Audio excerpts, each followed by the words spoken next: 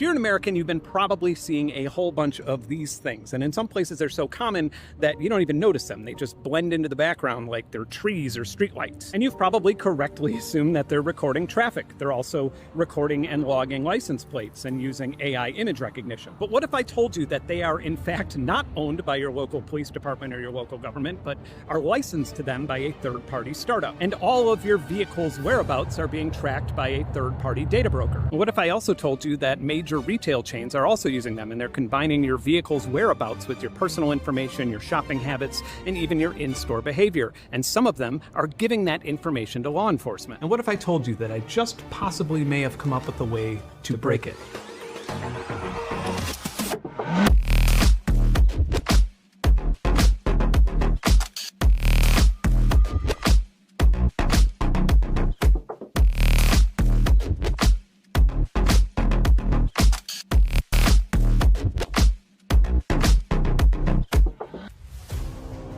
This Colorado family was being driven to a shopping center in a stolen vehicle, and they would have gotten away with it without cutting-edge technology alerting police of their crime. Nah, that was actually an OCR error.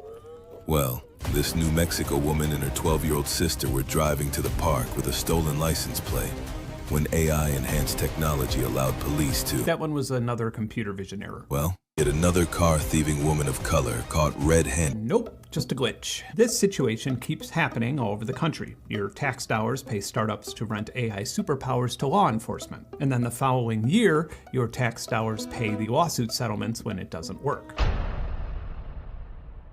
Flock Safety is a startup that was founded in 2017 that specializes in developing and leasing security cameras that have AI capabilities such as license plate recognition and vehicle identification. And these security cameras feed into databases that law enforcement, private companies, and even private citizens can access and utilize. And if you own a car in the United States, you have unquestionably been logged within one of these databases. It works like this. You drive past a Flock Safety camera and it records an image or video. An image segmentation model or something similar looks for the license plate itself, or a rectangle with some key identifiers like tail lights or a rear window. Once it is confident enough that it found a license plate, it sends a portion of the image to an OCR model, or optical character recognition, which is probably the most widely used type of AI for consumers. For example, it's used in PDFs or any type of automatic data entry, like scanning and cashing checks on your phone with your bank's app. AI like this typically uses a confidence level threshold, so if the OCR model is above, say, 90% sure that your license plate was read accurately,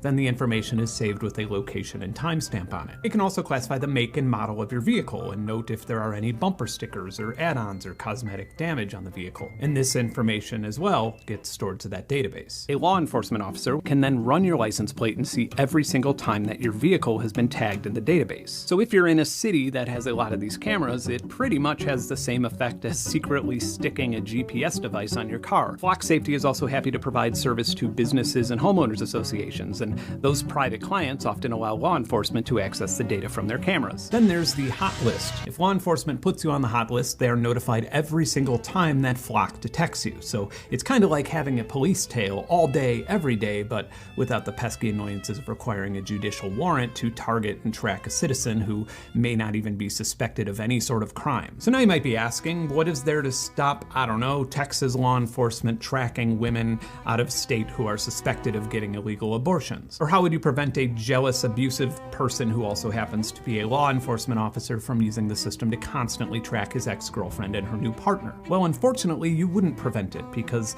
these are just two of the many examples of things that have actually already happened. Flock Safety has exhibited the usual hyper-aggressive startup behavior that we've all grown accustomed to. Near Orlando, Florida, for example, they installed nearly 100 cameras on public roadways without even notifying the county. And this entire industry sales pitches police departments with their cherry-picked success stories. If we didn't live in a surveillance state, this old lady with dementia would have never been found, or if it weren't for all these cameras, this homicide suspect would have never been taken off the streets and would still be murdering people right now. Had this license plate reader error not led to a mother and her young children being held at gunpoint, that family would have never received a $1.9 million settlement from Aurora, Colorado taxpayers. Weirdly, I couldn't find that example in any of their sales decks. From every single agreement that I've looked up and seen, the police department or local government do not own the camera but pays for their installation, then rents them for an annual subscription fee. And usually this is between $2,000 and $3,000 per camera per year, but apparently there's been a recent price hike that has strained the budgets of some police departments. In all of these agreements, Flock Safety's liability policy is extremely tight